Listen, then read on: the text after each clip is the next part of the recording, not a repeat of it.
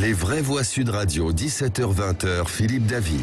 Retour des vraies voix avec Philippe Bilger, Lydia Guirousse et Gabriel Cluzel. Sud Radio est partenaire des causeries du Palais qui commenceront demain et se termineront dimanche au Sables d'Olonne.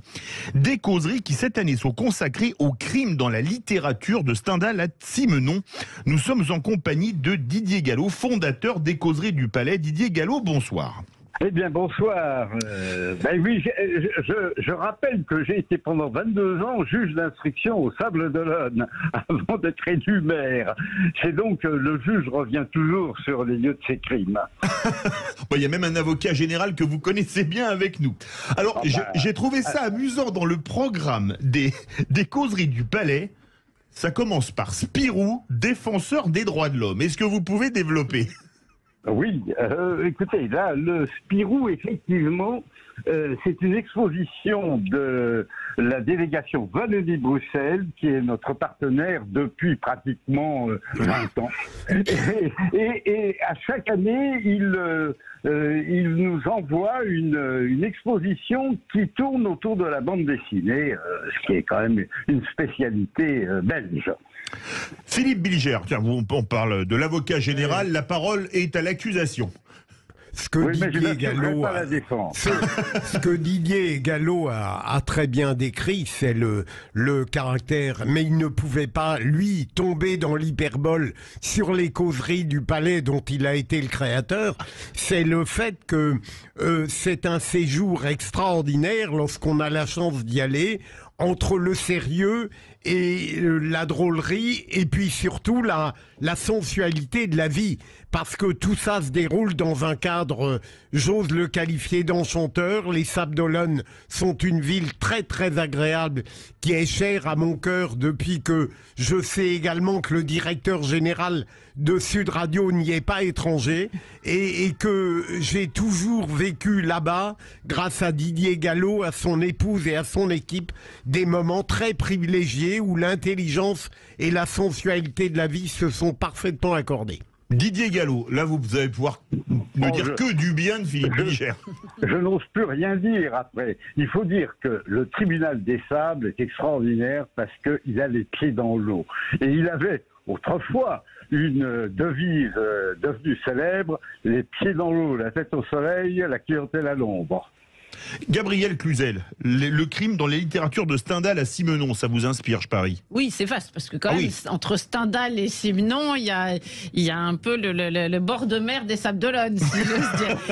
Mais c'est passionnant, et je suis heureuse que vous mettiez à l'honneur Simenon, qui est un auteur que j'affectionne tout particulièrement, et qui parle d'une France dont certains peuvent avoir la nostalgie, mais qui avait ses affaires criminelles. Simenon était là pour nous le montrer.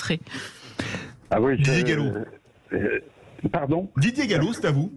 Ah ben oui, Simenon, écoutez, Simenon, je le fréquente depuis l'âge de 14 ans, j'en ai aujourd'hui 76, et je ne m'en suis jamais lassé. J'ai d'ailleurs commis un ouvrage sur Simenon ou la comédie humaine, qui n'avait pas trop mal marché, où j'avais étudié les différents personnages de cette comédie à travers Simenon, le crime.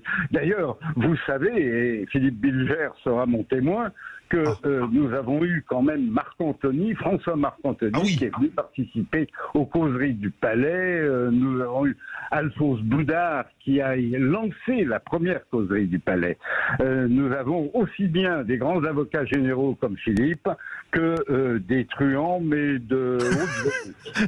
Alors justement... Et même d'anciens policiers. Oui. Beaucoup d'anciens policiers. Devenus de grands réalisateurs. Et oui, on a eu Olivier Marchal, on a eu Chabrol, on a eu au festival et aux causeries du Palais ont défilé des gens extrêmement connus, extrêmement intéressants. D'ailleurs, les causeries du Palais étaient le temps fort de ce qui fut le festival Simenon, puisque c'était en 99 la première manifestation de ce festival, et vraiment la population les attend. Hein. Alors justement, il y aura demain une table ronde sur la criminalité avec les juges Thiel, Trévidic et Van Ruymbeck. Oui, ce sont des habitués également du festival, comme Philippe, et nous allons parler de leurs crimes. Alors, vous avez également la reconstitution d'un grand procès qui a eu lieu en Belgique, le procès Becker.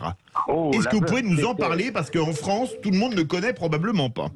Eh bien, écoutez, la veuve Becker est une femme très intéressante qui a dû expédier ad patres, ou ad mater d'ailleurs, environ 16 personnes. Ah oui, Là, ça fait quand même beaucoup, là. Oui, Ça se dit serial killeuse en français, ou comment dit-on? Je ne sais pas comment on dit criminel en série, je dirais, on n'ose plus d'ailleurs. Mais enfin, C'est de la statistique, Didier. Ce sont de véritables homicides, bien que ce fussent des femmes. Elles s'introduisaient dans l'intimité de certaines femmes, elles s'arrangeaient en fait pour se faire coucher sur le testament, un grand classique, et elles leur administraient ensuite, comme on aurait dit au XVIIe siècle, des poudres de succession.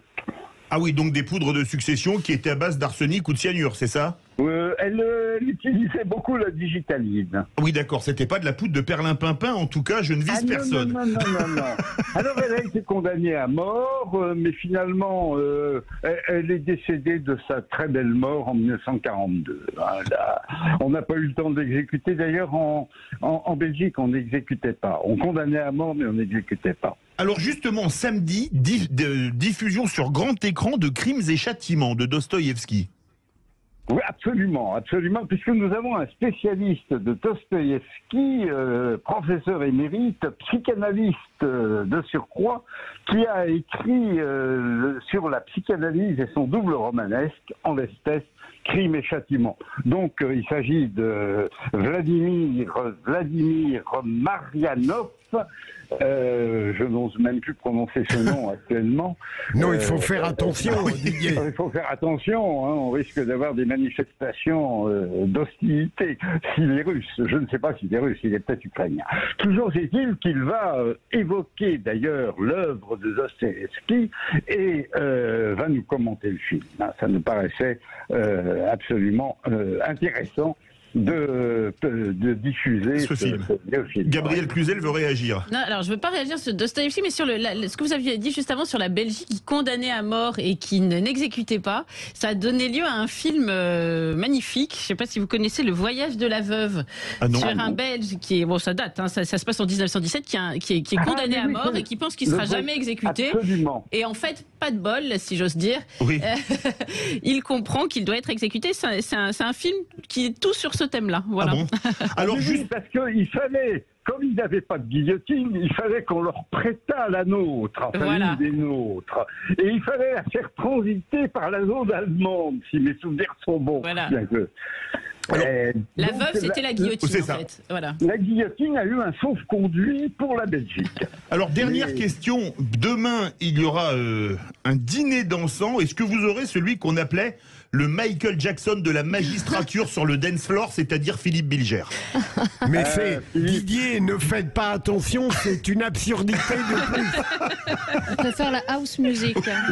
Moi, je ne savais J'ai pas. toujours admiré Fred Astaire, mais je ne sais pas à combien d'antipodes je suis de lui. Non, mais alors l'an prochain, Philippe, on va organiser un spectacle de danse dont tu seras la vedette. Voilà, maintenant Bon, je sais alors que... ce ne seront plus les causeries du palais, mais la catastrophe des Sables d'Olonne. Merci beaucoup Didier Gallo, fondateur des Causeries du Palais, qui se tiennent à partir de demain et jusqu'à dimanche au Sable d'Olonne. Tiens, on va faire des heureux sur Sud Radio. On va faire un jeu.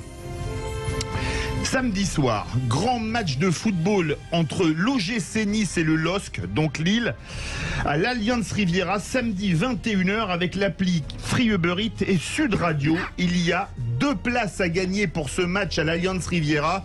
Allez, Nice, c'est dans les Alpes-Maritimes. Les Alpes-Maritimes, c'est le 06. Le 6e appel au 0826 300 300 gagne 2 places pour Nice-Lille. Ce sera samedi à 21h à l'Alliance Riviera. De suite, on se retrouve pour notre grand débat. En cas de nouvelle vague de Covid à l'automne, seriez-vous prêt à revivre avec des contraintes sanitaires? Vous êtes désormais 96,2% à dire non.